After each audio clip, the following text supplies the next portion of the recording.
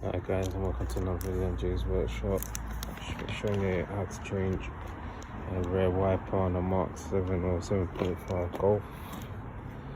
It's very simple. Just push that button in, pull the old one out, get a new one. Replacement part number is A282H. It's a Bosch brand.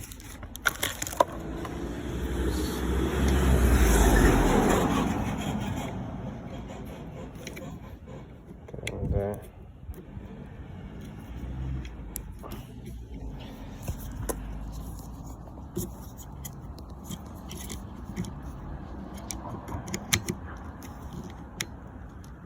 You just have to push that square bit in and then click in. So, job done.